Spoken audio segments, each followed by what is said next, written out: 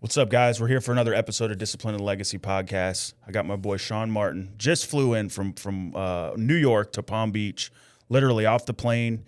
Came over to the studio. We've been planning this for a while. I was going to come see you in New York, but you were like, yo, I'm going to be in Florida. So been following Sean for a while. Guys got an amazing message. Awesome journey. Very, very comparative stories. But Sean, I'm really great to have you here today. Thanks for having me, brother. And I'll save you that journey out in Long Island. When you come down to the city, I'll let you enjoy your tourist weekend or a few days that you're out there. Everybody told me the same thing, man. They're like, if you're in New York, you don't want to be driving everywhere. No, you don't, brother. It's a different world. You got beautiful highways here in Florida and the shittiest drivers I've ever seen.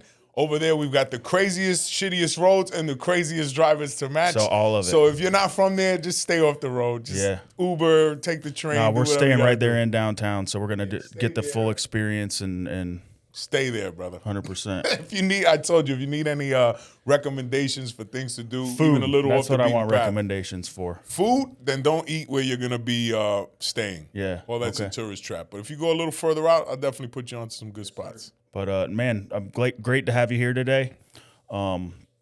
Just like we talked about, I've been following you for a while. You got an amazing story similar to mine with the background. And, I kind of we'll start there, kind of go back and hear your journey from the adversity, from the discipline that you had to put into place to kind of get to where you are now in life. And reform knucklehead, I guess, similar to yourself, right? We learn things the hard way. That's right.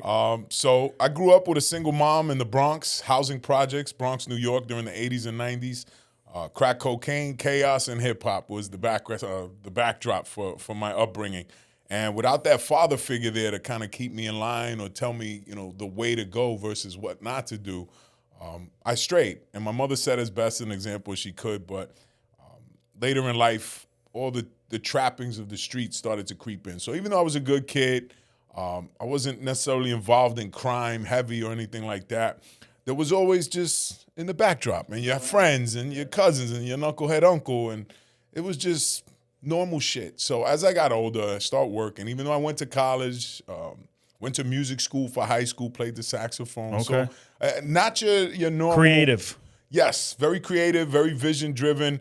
The discipline and the work, though, wasn't there because I didn't have that male role model to instill that in me. And my mom got up and went to work every day. So God bless her. We were surrounded by people that never got up to go to work, generational welfare recipients, but we didn't suffer from that. Like my mother got up every day and went to work, never made more than $50,000 in a year. So that rubbed off on me. But in terms of the day-to-day discipline to achieve greatness, that's something that I've only learned in the last 7 to 10 years, if I'm being completely honest, which is why I'm on such a mission to tell people that it's never too late and anybody's capable of doing it. So you don't think there was maybe even like a foundation of discipline at all? I mean, obviously, like for me, like my mother worked at the post office, right? Yeah. Rain, sleet, or snow, like you said, she got up and went. That's the foundation. So there was kind of something there, right? Yeah, of course, and that's why I give her the credit. It's because the work ethic is there. Okay. But when you get around ultra, just enough to get by mentality, just correct. Enough so it was a half-asser. You know Right. what I mean? Like I did just enough for a good portion of my life to get by. Went to school. I'll use the example of music school. So I went to a school called LaGuardia Music and Art. Okay. Because I played the saxophone. I showed some promise. You had to audition. Like a jazz guy or whatever, so blues? It was classical. They put you in, play sheet music. So jazz was never my thing because jazz is more improvisation and I should say. And that takes more talent. That I didn't, and that takes more discipline. So you got to put in the reps to get to that point where you can, kind of just feel the music and get to it. But in high school, when I got in, I was proficient. I was good. Yeah. But then you saw greatness. This was the first time that I started to see how the time and the reps that you put in start to dictate the outcome. Because I was bullshitting. For the first couple of years, I did all right. But then around 16, start slacking, start playing the streets a little bit more, not playing the saxophone as much, not practicing as much. So my peers are getting better and getting better and better. And then you've got world-class talent that comes in there. And I mean, these guys are putting in work Like all fucking day they're practicing. And I mean, these guys went on to be world-class musicians in different forms, whether it be in a classical orchestra that, you know, played throughout the world, or jazz funk musicians or independent artists, but they put in way more hours. So the same as you want to be a ball player, you a baseball player. There were people that had talent and did a little work, and then there were people that were talented and worked their ass off. Eat, slept, and breathed it. Yeah. Correct. And that's where greatness is born and bred. And I didn't have that level of work ethic instilled in me early. So that's something I got to witness as an adult, and even more recently, being around such high-level people, you see what goes into it. They eat, breathe, and sleep this shit. So that's how you get to greatness. So, you know, Mom definitely gave me a foundation, and she planted the most important seed when I was really young, bro. And it was a simple thing. It was like, if you think you can, you can. And if you think you can't, you can't. Either way, you're right. I didn't realize, and I didn't realize how important that is. If you think you can, you can. And if you think you can't, you can't. You quit before you even started. Either way, you're right. And that's what most people don't fucking realize is everybody has whatever the ability. Choice, yeah, you can either, and again, it's cheesy, cliche, glasses half full or glasses half empty. How many people do we know that the glass is just always half empty, bro? And as you start to fill your cup, because I know you're a guy and you lean heavy into faith, as you start to fill your cup and it runneth over and you're able to give to others, there's also takers in the world. Yeah. And that exists, and that's a real thing. Those people will never be able to believe that they can. So therefore, they're going to get what they believe. So again, early on, that little thing, man, and that's why parenting is so important to me. Yes. Because even though my mom didn't have the best scenario to raise me, and you're only child too? Only child for 13 years. Okay. So that was a big factor too. I got all of my mom's love until my brother was born when I was 13, my sister when I was 16, from another man that she was with. I was the 15-year later child. Okay, so you were the younger one. Yeah, I was the whoops. You were the whoops. Here's Jonnie. And that's when I started playing the streets, because Mom didn't have that full attention to give me. And that's teenage years, and you're a little older, and things become a little more rebellious. And that's when I start to get into the street game a little bit more. And even though I'm not all the way in, going to a party, you're holding a gun. Yeah. You're holding packages of drugs that you shouldn't be holding. I'm not necessarily sitting out on the corner, but if somebody says, yeah, hold this for me, and you're just naive and ignorant, because these are cool guys in the neighborhood. And, looking back, these motherfuckers were broke. Yeah. They were broke. They lived to have a nice outfit on. That's it. They didn't have a car. They lived home with their mothers. You're relying on anybody and everybody to get where they can get. Hey, can you rent this car for me? You rent that? I don't even have an ID. Everything was fake. Dude, the biggest thing about, my life and ripping and running and being, going through those times of turmoil and being in trouble was, I remember sitting in my probation office, and I went in there, and there was two gentlemen in there that were arguing about who had the worst case. Yeah. Like whose case was worse, and I'm sitting there just with my mouth shut, looking at it and thinking like I don't belong here, but it's hard because once you're caught in the system, you're caught in the system. No matter what your color is, none of that matters, man. There's a bunch of men hating women that are probation officers that are, I literally made it to the very end and they were waiting just to violate me, man. I cannot disagree with you on that one. My parole officer was no picnic, and then my second one was far worse. But it is what it is. That was way back in the past. But you said something poignant, which is they were sitting there comparing whose case was worse. And how many people live in that space? Oh, but you don't know mine. Oh, mine is worse than yours. That's a competition I have no interest in fucking winning. That's where I was at, where my mind was at. And I'm like, this is not where the people I want to be surrounded with. This is not where I belong. That's where so many people's mind live. I mean, I always say this mental health crisis. But not that I'm better, right? No, it's nothing to do with that. But that energy, you don't need that. No. That shit is worthless. That's all I was saying, is it like, this is not what I want for my life. So I took that time as what it's supposed to be, rehabilitation, and I utilize it as rehabilitation. And I was in self-help books. Actually, I got arrested later in life. I mean, I got in trouble when I was a kid, but I was 30 when I got arrested for the first time. 27. Yeah. We're late bloomers. And 3 years, literally, it was like the 3-year time period. You talk about like Jesus's 3-year ministry. Well, I was 33 when I finally got my shit together, and I actually found God in jail. That was Wow. Yeah. Your deepest, darkest times are when you have nothing to lose. That's when your heart and your mind are open to hearing the message. And for that point in your life, God and the Bible and Christianity was it for you.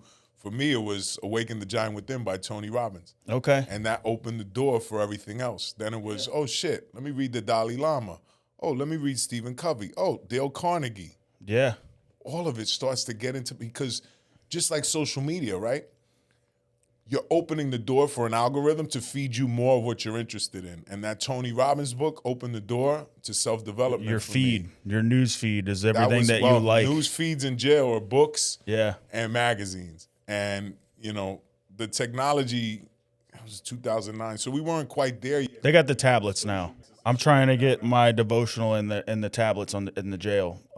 Nice. As a PDF, and it's like a program that like most jails and prisons across the United States have, and once you get your book uploaded into that, it's across the entire nation. So I gotta hook you up with my boy Jason Abreu. Good dude. He's in his young 40s now, but he had to do 2 bids before he found himself, and he just wrote a book recently too, and he's getting it in the jails. And his is all about preventing recidivism in younger kids. So that's what kind of attracts me more than ever now to Christianity is you can fall completely on your face and come home. Those He's right 2 there. words, yeah, come home. So powerful, bro. yeah, but I lived in that shame and that guilt and that self-pity for so long that it's like, oh, I haven't read my Bible in for so long, or I'm not a good person for such a long time that you feel like you don't deserve it. That you don't deserve a good life. And for me, that's how I felt. And once I realized it, and having to forgive myself, I had to forgive myself. I realized if he could forgive me, then I could forgive me. That's the biggest part. I think people living in shame and guilt, and that's the lowest vibration you can be in. Things cannot blossom in shame and guilt. They're getting no sunlight. You're getting no water. None of the things you need to grow in shame and guilt. And I think that's where the mental health crisis is people are stuck. Yeah. They are literally in a place of shame and guilt. And that looks different for everybody. It doesn't necessarily have to be something as traumatic as abuse of some kind. It can just be the fact that you think you're not good enough, or your mother favored your brother or your sister over you, and you decide to stew in that shame and that guilt, that feeling of less than. Yep. And it looks different for everybody. But I think that's the mental health crisis that's exploded. It's a crisis of purpose. It's a crisis of knowing oneself, because you're just circling the fucking wagon in shame and guilt. And you're not actually taking the steps to go do things in the world to build your confidence up. Oh, do things in the world. And I think too, the biggest thing, especially as men, right, is talking about it. Talking about those things that are always swept under the rug. It's okay to be a sensitive man. It's okay to cry. It's okay to express your feelings to another man. And we talked about intimacy. Into me, I see. When I'm able to open up, like I was discipled by a gentleman for a year.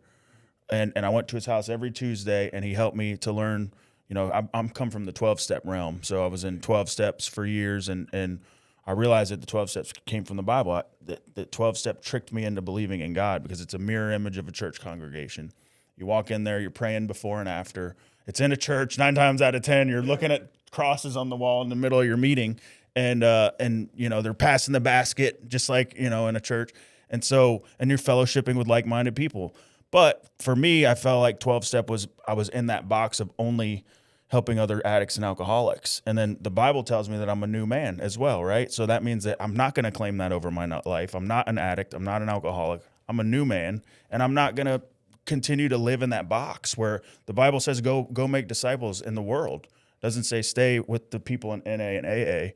I mean, I'm not doubting that at all, because that was my foundation. I love that. You have to move on. Everybody has their And they own get journey and stuck. path. And And what worked for me might kill somebody else. Right, what you don't make me shit, right? But what it is an identity of an alcoholic and someone who cannot overcome their past mistakes. Right. And that's where it didn't resonate with me. And after the 6 months, so I checked myself into AA. First I checked myself into detox at the behest of my wife. One morning I get up, she's like, hey, your breath smells like alcohol. And I'm like, yeah, I just brush my teeth and rinse my mouth out with Listerine. She's like, no, your breath smells like alcohol. Because it starts to take on, and I didn't drink that day or whatever. It was in the morning before work. Your breath just starts to take on that scent, right? From the night before. From the night before and from the night before and from the night before and the night before and every fucking night before. It's in you. It's in you. It's in your pores, right? And as you get older, it doesn't flow out as easily. Hence the hangovers last 3 days, not one, like when you're in your 20s. So that was my come to Jesus moment. And bro, that just happened 3.5 years ago. Yeah. I was 43 when I got sober. Wow. And I had tried kicking. And one night, like 3 days into quitting, cold, right? And you and I know, alcohol is the only drug that can kill you from withdrawal, right? Because it's physical dependency. So I never had the shakes, never anything like that. But on the third night, I'm rolling over. I just can't sleep. Now, for the other 2 nights, it was pretty uncomfortable. But that third night, I was just like, this is torture. It's like something scratching inside of my stomach. Yeah. Those butterflies of withdrawal. Bro, I got up, took a shot of Tito's.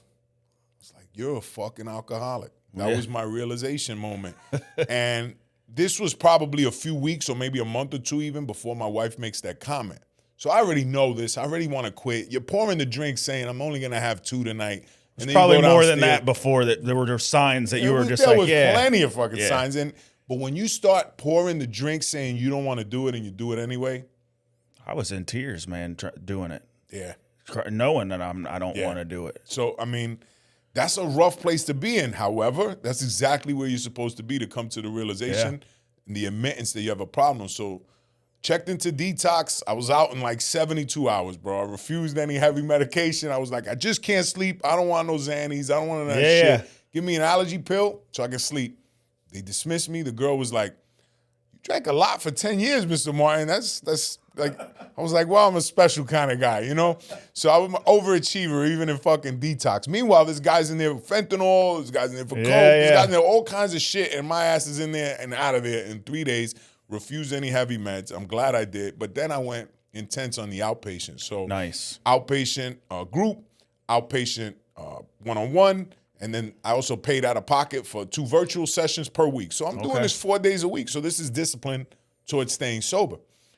Go to AA, end up in a group called the 164 group, which is the big book thumpers. That's they carry their book around. I mean, the only way you can stay sober is AA. It's the only way. And I'm just like, yeah, okay. I'm looking at the fucking 12 steps. And bro, I'm blessed. I've never been one of those people to hold it in. Have I wronged people? Absolutely. But I also tell them I'm wrong. So I have an insight into my own feelings that I wasn't a degenerate drinker that was just fucking burning everything down around me. Now, mind you, this is the excuse we make, right? Because we're subtly fucking shit up all around us, right? But we reason with it. First time I saw the 12 steps, I worked them all. I was like, oh, I'm done. Yeah, I'm good. I got this. I'm good. I just did all 12 of those in the 1 hour meeting that I was here. But where did you get stuck? And that's how we started this line of communication. It's the therapeutic value. It was the first one. I am powerless over my addiction. I just could not accept that. Yeah. I do accept the fact that I can never pick up another drink again. 100%.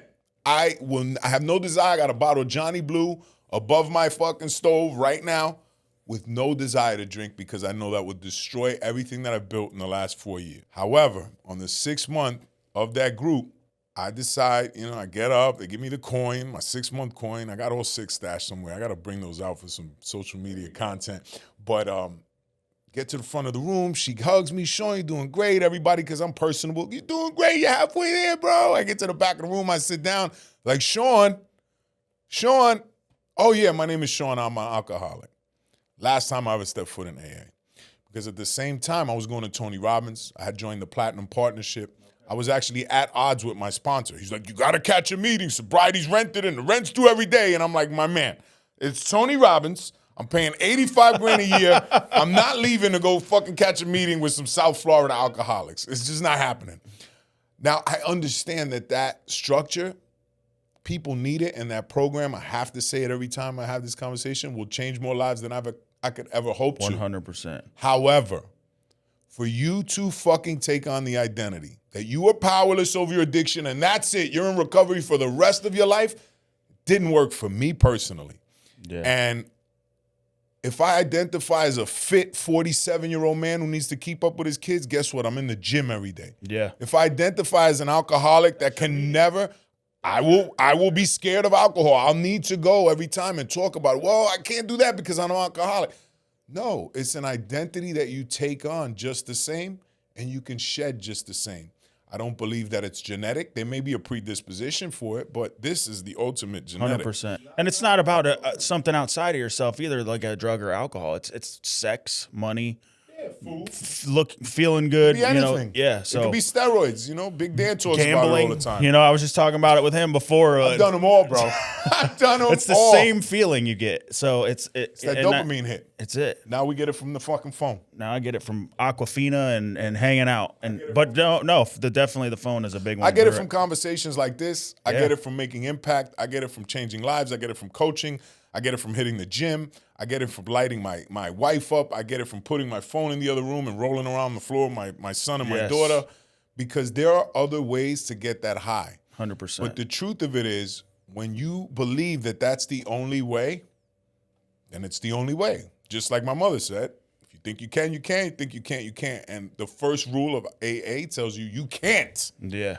And the shit did not sit with me. Me personally. It's a way it's portrayed too, because technically you do gain power from admitting your powerlessness. Just like I just said I can't pick up. Yeah. I can't have a no drink. matter what. I can't have a drink. It's not. But I can might be able to and still move on with my life and do great things.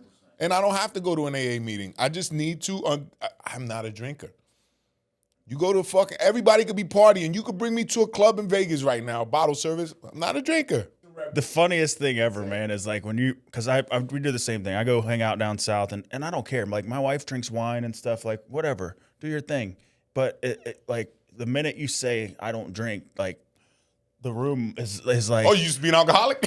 100. Like, just like because I don't want to put poison in my body with you guys right now. Like, I have this explanation, and I tell them I'm allergic to alcohol. They're like, what? Yeah. I'm like, yeah, I break out in handcuffs. Like, you don't got enough alcohol in here for me, because I'm looking for the dope, man, after I get a sip, and that's it. Like, you're going to go all the way with it. It might not happen tonight, but it'll happen eventually. It'll happen. And it's funny because I've inspired people in my circles to give up drinking. And they'll give it up for 3 months, some of them 6 months, and then they'll fucking have a drink. And they pick up right where they left off. They're like 6 drinks on the first night they decided to drink again. Physically, you shouldn't be able to just start drink. Like, if somebody who's never drank before picked up 6 drinks, they'd be fucking white girl wasted. Yeah. But if you have that propensity to drink, that first time back, you'll pick up 6 drinks, and then you're off to the races again. That's how it was with dope for me. Was like, I used to do this. That was your drug of choice? At the end, man, it was whatever. I mean, I was smoking crack. I was shooting heroin. I was taking pills. I was fentanyl. I was a firefighter paramedic on an ambulance. And, I didn't lose my job. I didn't hurt nobody during my workforce. But, like, I gave grandma enough fentanyl to make her feel better with her broken hip, and I'd squirt the rest in my mouth. And that was just enough to feel normal. Like, that wasn't going to be high or nothing, because I was taking Suboxone at work, like. And, fortunately, God kind of got me out of that situation. I think it was him because of, I resigned. I put gas in the diesel tank on the ambulance one morning, and I was still on my probationary period because I came to this department nearby because my father got cancer. So I moved back from the West Coast of Florida, and they were like, hey, I offered to buy the diesel. I said, dump the tank. And, because it was, that's all you had to do was, drain the tank and clean the injectors. And they were like, no, like, you're still on your probationary period. The union doesn't protect you. You can either resign or they're going to fire you. So I can't say it was 100% because of my use that's what happened, but it's a blessing in disguise is what it was, because, like I said, nobody ended up getting hurt. I didn't hurt myself financially, criminally or anything. So you skated that one. But again, the writing's on the wall.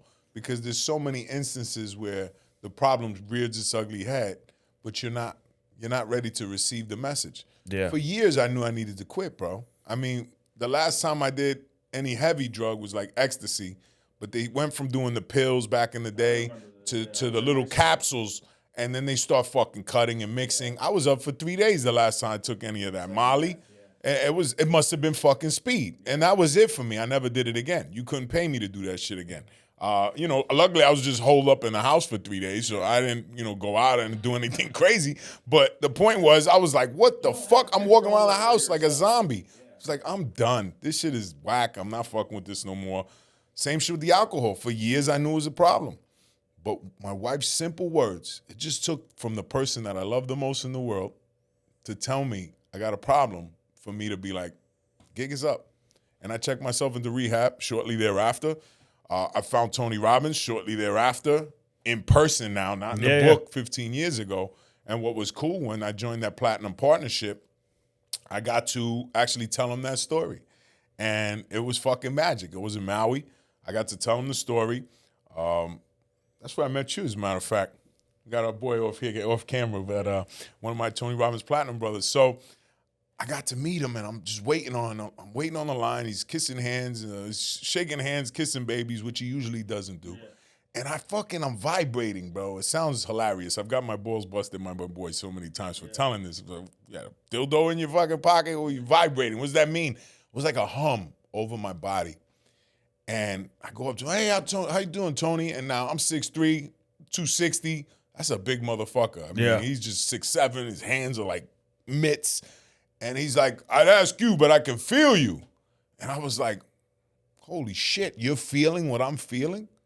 And it was heart vibrations. It was the full circle moment from 15 years prior, being in a prison cell, picking up Awaken the Giant Within, to now standing in front of the man, the myth, the GOAT, and actually having him feel me. Yeah. And that was fucking magic. And then I went off to Tony, I wrote this in a prison cell 15 years ago. Holy shit. Now we're just standing there talking like two boys. And I remember one of the guys that was part of that organization that worked under him saw the interaction. He's like, you didn't even shrink in front of Tony like most people shrink. Yeah. And that was the validation that I needed all my life, to be like, all right, these feelings that you can change lives, you're not crazy, dude. Like, you have what it takes. But like, to get that validation, not only from the experience, but my physical representation of that power that we all have. It's a vibe, man. Some people, like, someone can walk in a room, you don't even have to hear a word come out of their mouth and be like, they got it. Yeah, you command it. You walk around with a certain energy. And I think people just need to tap into that. We're not born with that. And you grow it too, right? Because like you said, once you realize like you got it, or you can grow it, like the Bible says that. It talks about spiritual gifts in Corinthians. Like, if you're a singer, be the best singer you could possibly be. If you're a teacher, be the best that you could possibly be at teaching. And God reveals different things to us as we, for me, he's revealed different things that, like, oh, I've mastered this. And he'd be like, all right, now you're going to go work with kids. I'm like, what?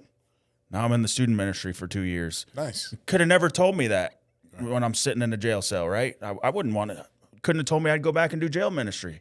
I wanted out of there. I want to go back and never wanted to see the inside of that door again. You got to be the light. Yeah. So and the reason that it's important for people like yourself and myself and everybody who does what they do to do this is because, you could go clock in and out. You could produce a wedge or a fucking product that's going to change somebody incrementally. Or you can actually give somebody permission to tap into their greatness. You can give somebody permission to be authentic and vulnerable and cry and be fucking admitting of the fact that they're flawed, that they have pain, that they have trauma, that they were a scumbag or a dirtbag or a drug addict, and say, you know what, there's somebody that needs to hear my message.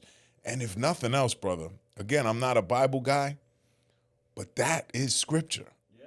That is what that is literally using your life, your testimony, to lift another fellow human being up. Yes, it doesn't get any better than that. And all while being flawed. As long as you can admit it, you're good, man. Everybody's flawed. Yeah. Not, dude. But being able to get past the shame and the guilt and find your true purpose, that's what I think life is about. And if you can help others do that on the way, even if it's one person, why not? Fuck yeah, because that one person changes others. And that's the ripple effect. And that's why I'm on this crazy mission to change the lives of 10 million inner city youth through my Real Mentors program. Can I physically get in front of 10 million people? I don't know. But I can get in front of that ripple effect, that exponential effect of people touching people and resonating with others and inspiring people. It's like Tupac said, I may not be the one to change the world, but I'll be the one that sparked the mind that changes the world, right? Because everybody has that power. And if you go into the mission with that energy and that belief system, then you can do no wrong. Because the reality is, people get caught up on the how. If I got caught up on the how the fuck am I gonna get in front of 10 million people, it would be looking up at Mount Everest without the right jacket, the equipment, nobody to catch. That's the limiting mindset that you got to get rid of, right? That's like, oh, I'll never be able to get in front of. Well, guess what? And I don't know if it worked like this for you, Jonnie, but for me in prison, we had nothing to lose. Yeah. So you got to actually tune out all the noise, the distraction and stress that the regular day-to-day world brings your way. That's why you got high. That's why you did drugs. That's why you did crime. Yep. And that's not an issue. Now, are there issues in jail? Sure. But your mind is free for the first time to actually dream. And that's what I do in my work, is simply encourage. The first thing we do is I need 10 things that you want to accomplish in your life. And most of my intro clients can never get to 10 because it's not something they've ever given them permission. That's the intentionality part, is that once you realize, for me, when I realized about myself that I was intentional on what it is that I wanted out of life, and you know, somebody, they're like, oh, you made it to where you are. Well, where are you? Well, I'm not who I used to be, you know, but being able to say, hey, I want to help kids. I want to help the next generation. I want to, you know, get, like you said, get into those 10 things. Your mind starts blowing up once you're intentional about that one. Yeah. And that's all it takes. So some people get to 5, some will get to 7, but it'll just be like glazed over goal. I want to have a house and I want to do this. And then we dive in. All right, what kind of house do you want? How many bedrooms? How many square feet? What neighborhood? What's your lawn look like? Do you have a fucking claw bathroom tub? You got a stand-up shower? You got a double sink? Let's dream. I love it. Like, let's get detailed on the vision so that it starts to pull you to it. So that when you close your eyes, the shit is as real as it gets without it being in front of you. And that's the only way. So in prison, in a black and white composition notebook, after reading Tony and all these other books, I start to write everything I'm learning. And I start to write my 1 year, 2 year, 3 year, 5 year, 10-year goals. And they all have come to fruition for the most part. And the wildest one is this one. I'm going to be a commercial real estate investor. Okay. And have 8-figure assets, or 8 figures worth of assets. Bro, I've never taken a real estate course. I've never done anything. But when I started to take the steps and I joined Platinum Partnership, which is like 12 different events throughout the year, I don't learn virtually. So scratch 4. There's maybe 7 or 8 in-person events throughout the year. I only went to 3. Mind you, I spent over $100,000 to be part of this group. Mm-hmm. But because I got young kids at home, I only did 3. The first event, my partner taps me on the shoulder. I don't have any idea who it is. We hang out all week. This guy's from Canada. He's inspired. He's, oh, you went to jail. You need to tell that story. And da-da-da. It's fucking Dan Martell. Didn't know who Dan Martell was. Didn't know him. Till I start to get who the fuck is this guy? 14 months later, he's on Tony's stage. And I got to share my goals and his goals with each other. Right. And it's fucking Dan Martell, who encouraged me, by the way, to get back on social because I had deleted my page years before. I wasn't on during COVID or anything. Second event, I meet my now commercial real estate partner. Nice. And we have over 8 figures in assets because of the fact that I latched on to a gentleman from the Midwest who's been doing this for the last 20 years in the real estate game. And I had the best year of my life, and I just take reckless chances and said, fuck it, we're going to do it. Let's go. That's how you got to be. We bought fucking 3 properties in the span of 6 months because I had the best year ever in my medical supply business, and we got to that number. Awesome. That's the wildest shit that I envisioned. And then the last one was meeting Tony Robbins in Maui and having that validation that this mission I've now chosen to go on is real, and I'm not fucking crazy, and I actually have what it takes. Yeah. So in our deepest, darkest times is when we found ourselves. So for anybody out there who's struggling, you're only struggling for a reason, and you're the one that has to define that reason. Now, God will tap you on the shoulder and whisper in your ear, but you've got to go out and take the chances. Got to do the work. You got to do the work, and you got to fail, and you got to be okay with that. Just don't fucking quit. That's it. And get back up. Even if you fall on your face and you embarrass yourself, people are going to tell you ain't shit. People are going to tell you you're fucking a fool, a bozo, you're a loser, you're crazy. Do it anyway. Fuck them. Those are people that are going to be like, I knew you could do it. At the end. Yeah. Or they're just going to watch being haters, one or the other. So that gut feeling that we all have is God's proof in advance that it's already ours. Now go put in the fucking work. That's the bottom line. And don't look for anybody in your current circle to support that belief. Yeah. It's not going to happen. You got to go seek it out. You got to get on a plane. You got to spend money. You got to DM a guy like you and me and go back and forth and be like, all right, that's a guy that I want in my network. That's a guy I want to help. That's a guy that wants to help me because we're on the same path. But you couldn't find that in the geographic range. And that's the problem. People don't want to travel. They don't want to spend money. They could say they don't have the resources, which they may not. But you had a problem with the cameras. What'd you do? You YouTubed it. The solution's always available. There's always a solution. But you'll get sidetracked and start scrolling, doom scrolling before you get to the video that you went online to go find and easily be knocked off track. You didn't do that. You just keep showing up. You keep putting one foot in front of the other and magic happens. Yes. How old are you now, if you don't mind me asking? I'll be 40 this year, so I'm 39. All right, so look at what you've accomplished in 6 fucking years. Yeah. 6 years. That should be the lesson right there for everybody who watches and follows you. Anything. I stopped drinking 3.5 years ago. Best 3.5 years of my life. Yeah. All kinds of challenges, but the best 3.5 years of my life. Never thought I was going to have more kids. We had our son. Now we got another one on the way. My wife's 6 months pregnant. And you're a future Floridian. And we're moving down to Boca in like 3 months on a whim because I just trust my gut now. I don't even second guess it. I'm like, okay, God's tapping me on the shoulder. He's whispering, but he's whispering real close. I'm hearing you. You know, my buddy just secured a place in Fort Lauderdale. We were looking. We were like, that's the dream. We want to see the water when we wake up. We got the resources. The kids are young, but it didn't work out for Lauderdale because we got kids. So it's not the best place. It's spring break right now. I don't want to go downstairs in the spring break and I got my kids, plus the school suck. So we ended up in Boca, renting a beautiful house. We're going to rent our home. And everything worked out. Not because it just fell in my lap. The opportunity presented itself. You got to roll with it, man. I didn't let fear take it over. Well, and I'm sure you can identify with this too, that there are no coincidences. Like you just see things aligning. Like whenever you have a vision or a goal, and let's say it's writing a book, right? You're like, man, I've been really wanting to write this book. And then something else pops up. Like, hey, this guy knows how to write books. Just God keeps putting stuff in front of you where it's like, man, this has to happen. Yeah. And I got to do it now. Like, if you're aware, because you know how many times in my life where I went through periods like that and I wasn't aware that the people that he was placing in front of me to make happen what I wanted to do, and I was just like, and just numb to it. You weren't ready. Yeah. They use that the analogy, right? With somebody is the flood and they're on the raft and people come by and God send me help, and the guy in the boat comes, no, God's sending help, and another guy in the boat comes, no, God's gonna send me help. Or the guy's hanging on to like a raft or something. Yeah. And it was like three people there to help you. 3 people came by to help you. You weren't fucking paying attention. And I just really like blasphemized that beautiful biblical story. But the point is, you got to take action, and it's not gonna be easy. It's not gonna look good. I had a guy the other day that I hadn't seen or heard from in years that I knew from a person. He's like, hey, would you mind jumping on a call me? I see what you're doing. I love it. And I just want to do some things in my life. And he was like, oh, I get on social. I've done it before, but it's like really robotic. I said, well, then keep doing it till it's not robotic.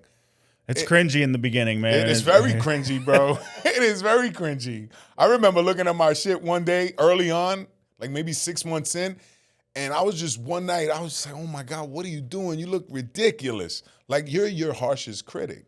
So if you can learn to silence that doubt and that fear and just say, all right, it's part of the process, magical shit starts to happen. But you got to keep showing up. So, any clients I work with too that have any social media presence, first thing we're going to do, you're going to post every day. Nice. You're going to get on stories every day because that's a testament to building muscle, right? You want to go to the gym? You got to go to the gym regularly, not every day necessarily. You can't work the same muscle every day. But same thing with social. All right, we're going to work this angle of your message today.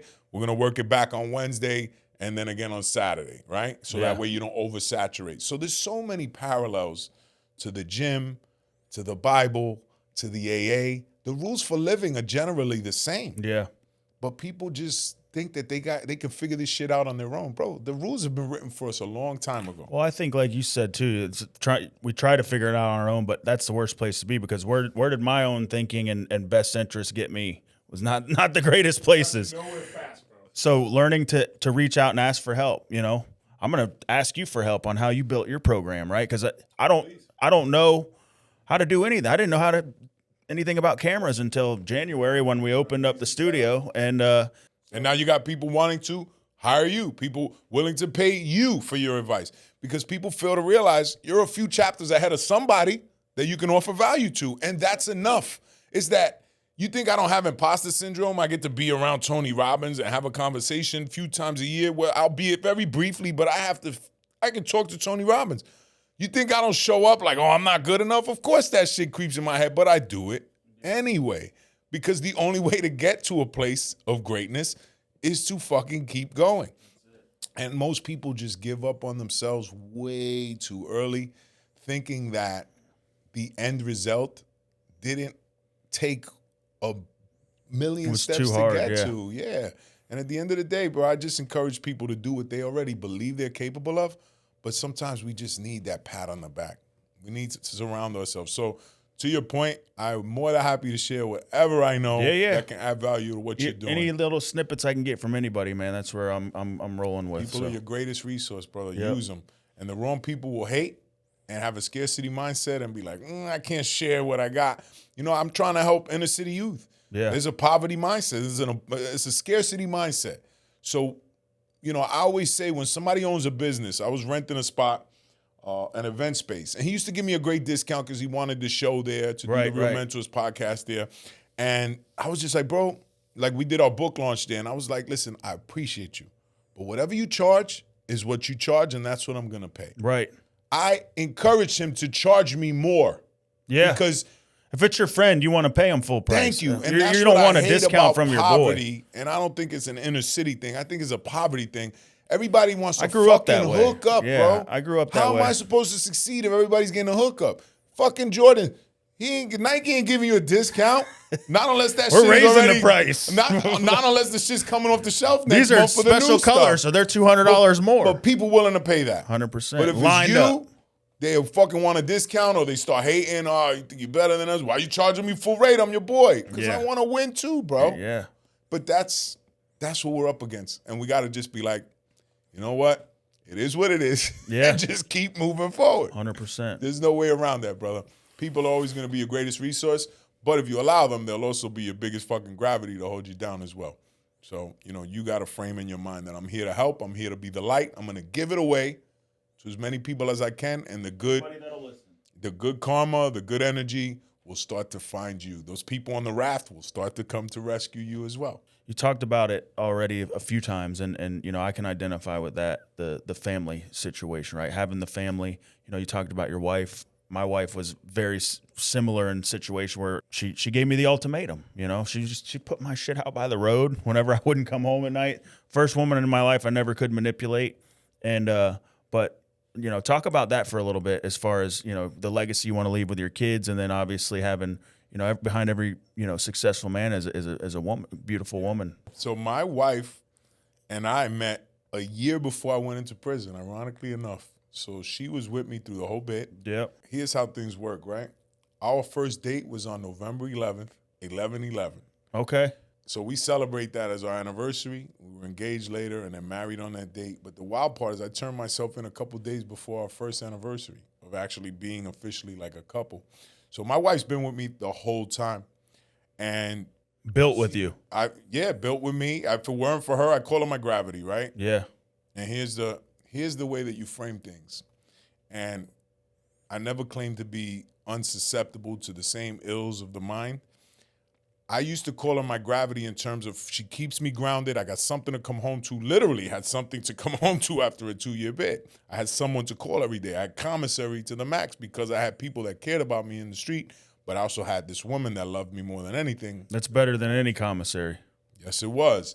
And then there were times in my life where I was feeling myself. And I looked at her gravity is holding me down. So our relationship wasn't one that was marred it wasn't made in convenience. It was more about growing together. And still to this day, with our third child on the way, we are forced to grow together. And it is with challenges, and it's not always good. But the love is there, thank God. We genuinely love each other. And we've created 2 beautiful kids and one more, you know, that we'll have in a couple of months that are genuinely happy and loving and warm. You know, my daughter's 8 going on 9, and she still sleeps with teddy bears, and she doesn't wear makeup. And you see the other girls in school start talking shit, and they get cliquey, and they're wearing makeup and, you know, short outfits. Again, because they're reflections of their mom. And I give all the credit in the world to her mom for that. And then also me just having this newfound sense of self where I am now the gravity for our family, right? She was the gravity for me, but I'm the gravity for our family. I lead the family. And, the teachings of Christianity, and I think most teachings have the father as the head of the household and the head of the family, the nuclear family in the traditional sense. And I'm not saying that anything that doesn't fall in that realm can't work, but I think there's been an attack on that nuclear family in the last decade or two, where men are toxic and this and that. And yes, old school men, definitely toxic, taking the belt to your ass, being drunk, having mistresses. We're not promoting any of that. No. But we are promoting a man who leads, sometimes by strength, sometimes by, putting his foot down and setting a boundary.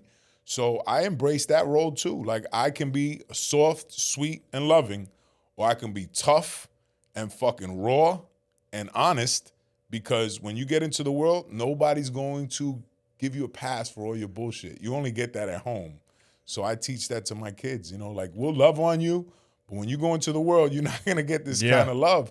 So, you got to give them the reality, and you can't coddle them, and you can't pepper them and just spoil them with whatever they want. So again, it's been a challenge because I didn't have that growing up.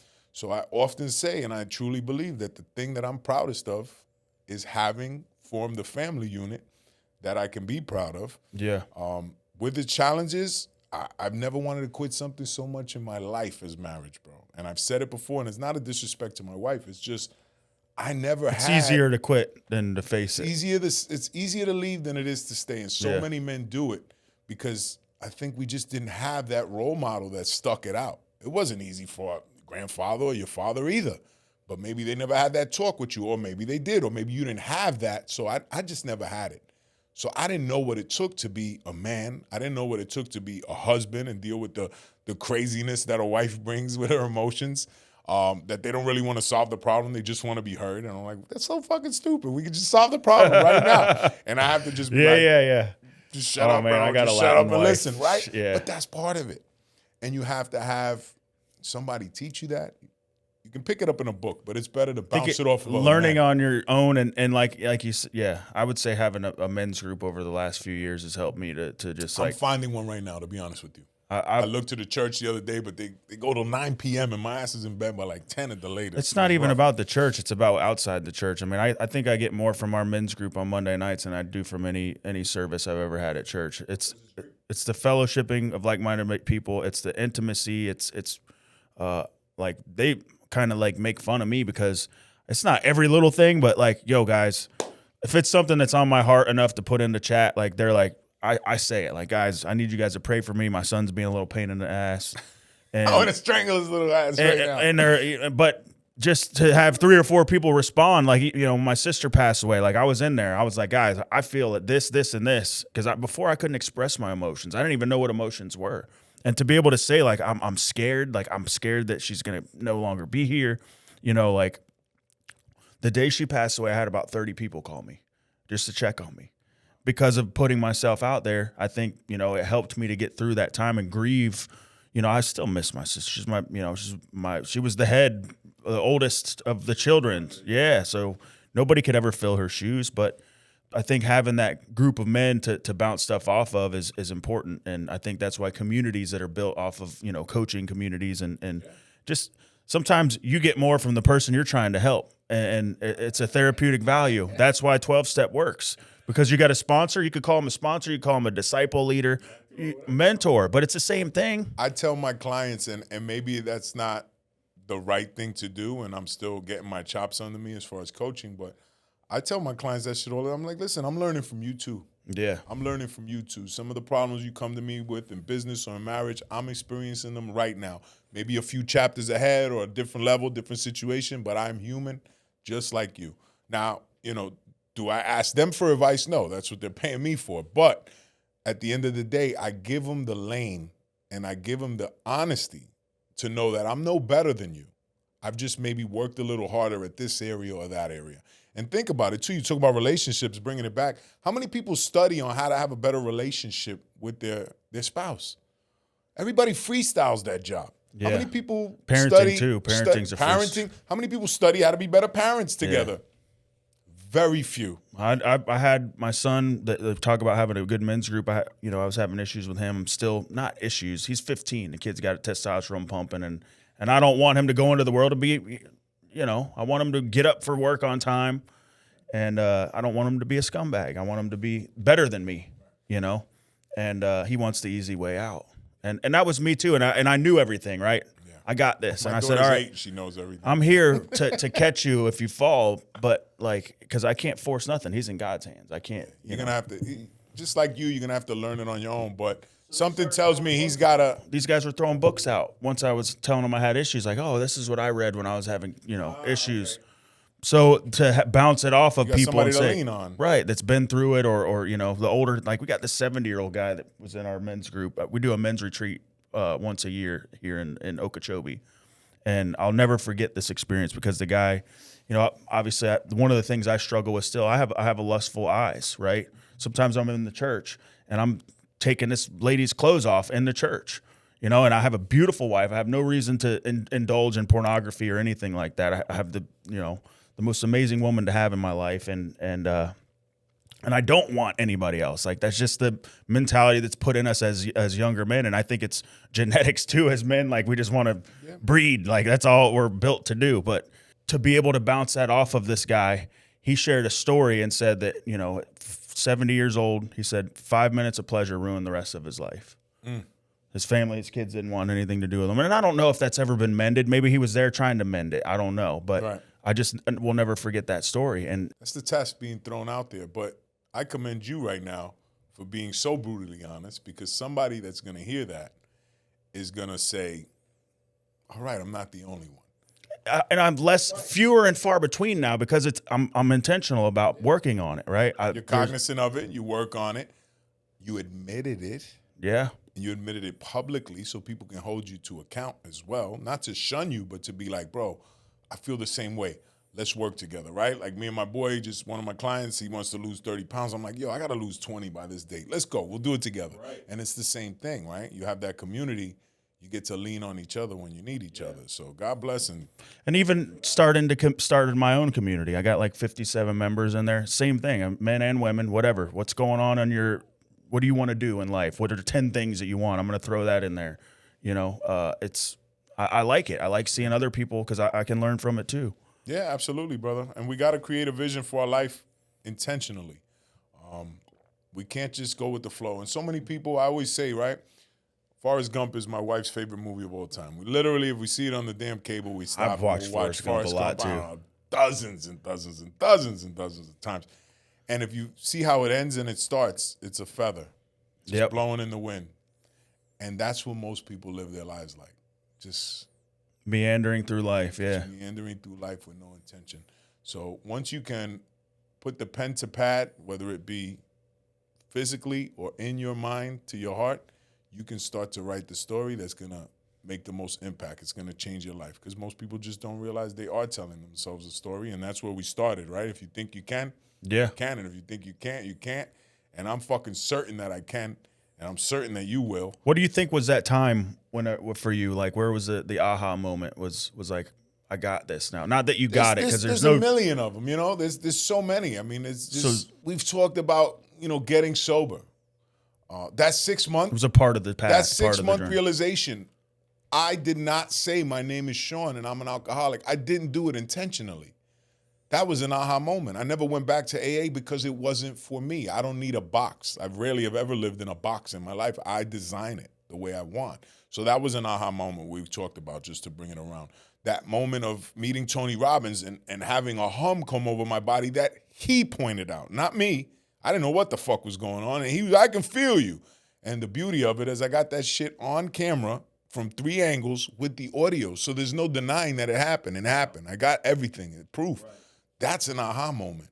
And then not going back to Platinum Partnership where you have limited access to Tony, and instead now joining this amazing Zenith group, being invited by my real estate partner who goes back a long ways with Dean Graciosi, Tony's partner, who formed this group.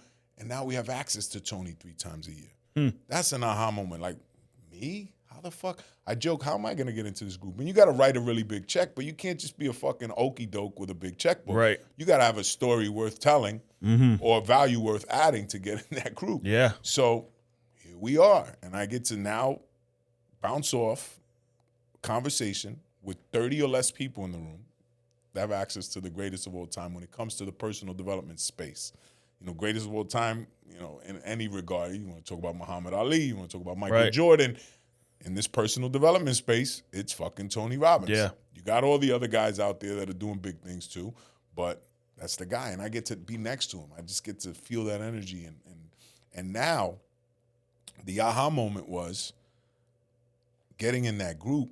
You can live a life beyond your wildest dreams, still be a great human being, love your wife, love your family first, and make loads of money and help tons of people. Yeah. You don't have to be a scumbag. Billionaires are not necessarily evil people. Are there some? Sure. Yeah. Because money corrupts. But there are some great people with a lot of money doing great things in the world, right? And I learned there, and Dean, one of the first lessons he taught me is like, Sean, I really admire what you're trying to do, but let me give you some little unsolicited advice. It's like you can write bigger checks and help more people. Yeah. Because I equated too much money with doing wrong. That's gone. Well, it's stewarding what you've been blessed with, right? You're using it to better not only yourself but to better others. Because in the right hands, it can move mountains. I think that's a cheat code in itself, and I get more from giving than I've ever have received. Right. There's no Ferrari you can drive. There's no drop top, whatever your thing. There's no pair of sneakers that's going to make you feel as good as somebody telling you, bro, you changed my life. Yeah. 100%. That is the most powerful feeling I've ever felt. And then actually seeing their life change and, like, you know what I mean? Like watching That's them grow. Cool like with working with youth, because in 10 years, you're still going to have that pretty face and those baby blue eyes, and you're going to be a little older and wiser. And some kid that fucking heard you and you planted that seed is going to come up to you and say, bro, you changed my life. Wow. And now I have a family, and now I came out of prison and I did this thing, and I started this company, and now I minister, and now I, pass the torch on. That's real impact, right? So I would say money's not the root of all evil. It's the root of all impact in the right hands. Mammon is the root of all evil. The love of money is the root of all evil. So I realized that. That's another aha moment, being in that group. I don't give a fuck how much money you got. Don't matter to me. I don't give a fuck what your jet looks like. Don't matter to me. Yeah. That's not how I judge you. That may be how you judge yourself, but that's not how I judge you. But I needed to be around that level of group, that kind of wealth, in order to realize that money truly isn't my driving force. Because we question that, right? We question, can I be bought out? I don't compare myself to people or anything, but sometimes I take their inventory to figure out if I want to hang out with them or not. So, but like, so you realize, like, I don't have everything in the world, but man, I'm more of a stand-up guy than this dude, right? Right, and you got people with lots of money that are pieces of shit. Yeah, and I don't want to be like that. If you can learn something from anybody, right? Is how you want to be, how you don't want to be. Yeah, you are or you aren't that way, I guess. Money corrupts people, but people that are chasing money are gonna continue to chase money. They may have that aha moment, but that was another one for me. Was money doesn't define the kind of person that you are, or the kind of impact that you can make, or how you feel about yourself. Like, I know people that their self-worth is decided by their net worth. I could literally not make another dollar and just keep doing good in the world. Obviously, not make another dollar per year. Let's say I got to continue making what I built myself up to now, because I'm accustomed to a certain life. So I'm not going to be foolish, and I want to make more money. But it's just not a defining factor, right? Oh, plus it's once you're good at something, you just want to get better at it. So if you're good at making money, then you want to fucking get better at it, right? And I want to be able to write bigger checks, and I want to be able to start stipend funds for kids to choose to go to work at a firm or at a business, as opposed to having to choose a summer job because they want to have sneakers or they want to have some money in their pocket. How about we give them a stipend? They can get the best of both. Listen, believe in yourself enough to go take that job and learn on the job. Yeah. And we'll give you a stipend to make sure you still got money in your pocket. You can buy lunch, you can buy a nice pair of sneakers and a good fit, so you feel good about yourself, but you're not trading one for the other. Nice. And I think a lot of kids that come from poverty trade the instant gratification for something they can't see. And I think that's most people. And I think social media just accentuates that. The world today accentuates it. I'm hungry. Go to McDonald's. I'm hungry. Go to DoorDash. We were at an ice cream shop the other day. You can fucking DoorDash ice cream. That's the dumbest shit I've It's ever gonna heard melt, of in your life. like, you go to ice cream just to go to the ice cream store, yeah. But it's available to you should you want it. I've done it twice. I'll never do it again. For my son, he orders me. He's like, Dad, let me get a Happy Meal. I would never think to do it. You mean you DoorDash twice or you DoorDash ice DoorDash cream? 2 times. Not ice cream. DoorDash ice cream. I'm Not like, ice no cream. way. There's no way. No, not ice cream. But he got a Happy Meal. It was like $35. And then they get there. The guy was like, he couldn't speak English. I don't know if he was Spanish or whatever. My son was there. He's like, he's asking me to do his phone code. Yeah. And I'm like, I don't know what to do. I never did it before. Just talk to the guy. He's like, he doesn't speak English. I'm like, well, pull your translator app out. I don't know what to tell you. And that's it. They charge the 15-20% on top, the fees. For all that hassle and everything. And maybe not every, DoorDash is like that. No, but most of them are. That's how they make their money. So McDonald's has a set price. DoorDash charges more, and then they charge fees, deliveries, all that shit worked in. So smart business model. When I went to Colombia, it was the coolest thing ever because it got this thing called Rappi. You could order a 57-inch TV, and this dude will pull up on a scooter with it. It don't matter. Like whatever you want. Like my wife had surgery there, so I was like, the medicine. I was like, oh, I can't. I'm a gringo in the middle of Bogota, Colombia. I'm not going to the pharmacy. Like. DoorDash that shit. Rappi. Yeah. Rappi came, Poppy came. So they brought like the medicine, the little girdle thing she needed. And I'm like, man, this is great. I wish I had this at home, but I wasn't going nowhere, I'd be honest. And then when I did, I went to the Gold Museum by myself because she was locked up in the hotel or in the room. And like as soon as I get in the car, they're like, hello, sir. And they knew I was gringo because in Colombia they teach English in like kindergarten. So they know English. So they already knew I'm a gringo from the get-go. They're already speaking English to me. So I'm like, yeah, I'm good. I don't want to get robbed or kidnapped or something. Or Rappi. Yep. We're going to start the Rappi DoorDash competition. And the guy told me, he's like, always use Uber. Uber's the safest one because they have like the people, they have them vetted or whatever. Vetted, right. As opposed to Rappi where it could be any fucking guy.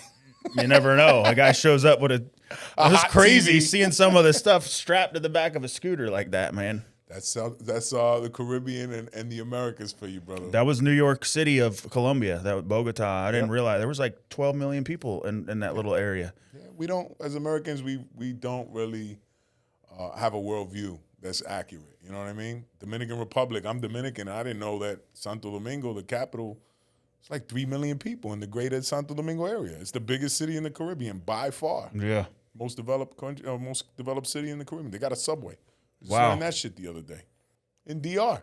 I would have never known. And I'm Dominican, but Dominican American. So again, it's, you got to get out, you got to explore.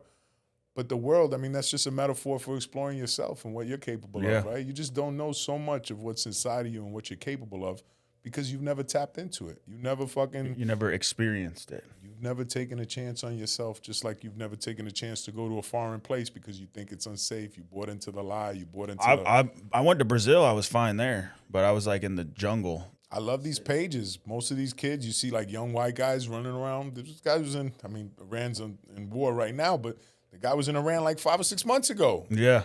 Doing YouTube. Not YouTube, Instagram. Like, hey, we're in Iran right now. Holy shit, and I'm safe. It's like, you would have never thought, right? But you just don't know what you're capable of. You don't know what the world really looks like. So we talked about legacy. We talked about everything, man. Awesome conversation. Fun, yeah, for sure. Awesome conversation. You called it. We're just going to go with the flow. Yeah. We could do this all day. But so what do you got going on right now? Sure. Well, we got the book, Beyond the Bronx, From Prison to Purpose. We just dropped last December. The Audible's coming this May 2026. We're going to have a big release around that. We've got our Money Mindset Movement coaching program, which is basically teaching entrepreneurs that are stuck with invisible ceilings and limiting beliefs how to change their money mindset. Because once we can unlock that, then we can unlock the 7-figure, 8-figure dreams that they have, but they just don't know why they can't get to them. So, the book is, like you asked me before, it's a short memoir in the first few chapters about my life, my experience in prison, and then we get into the meat and potatoes and the more important things, which are the lessons that I learned along the way. I took all the bumps and the bruises, so hopefully you don't have to. If you pick this up and it resonates with you, you can find me on The Sean Martin, Instagram, TikTok, YouTube, Facebook, you name it, The Sean Martin, THE. And then we've got therealseanmartin.com as well. Nice. And then where can we find the book? Amazon, Barnes & Nobles, or if you go to therealseanmartin.com, We'll give you a free ebook and a copy of our Money Mindset Movement workbook as well on me. If you feel like picking up a copy, you can always order softcover, hardcover on Amazon, Barnes & Nobles, or wherever books are sold. Nice. And you have a podcast too, right? Yeah, thanks for the reminder. I never talk about it because we're on your podcast, but we've got the Real Mentors podcast, which you'll be on tomorrow, Yes. shooting on location in Boca. And that is an acronym, Real Examples, Altering Lives. Okay. And that podcast does two things. We speak to entrepreneurs to extract information and what works. That way our audience can learn some of the tools and the blueprint for success and how it looks. And then we also give a platform to people doing God's work. Okay. And by that, I mean people in the community that are actually dedicating their times, their careers, and their lives to helping better the lives of others. So it's twofold. But I love the fact that you mentioned that because you're real. Yeah. REAL, real example, altering lives, brother. You took the darkest, shittiest experience and you turned it into power, and you're changing people's lives. First and foremost, yours, your family, the people you love, and then, you're spreading that word out in the world. Yes, sir. It's contagious. Yes, It's it is. the butterfly effect. Just like the negative stuff. Somebody got me off the bench, so it's time to get somebody else off the bench. So I love it, man. I love it. See, we're borrowing some cliches, right? I'm going to start using as well.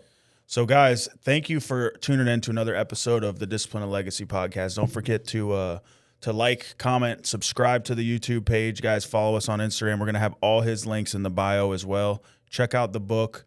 Check him out. And thanks.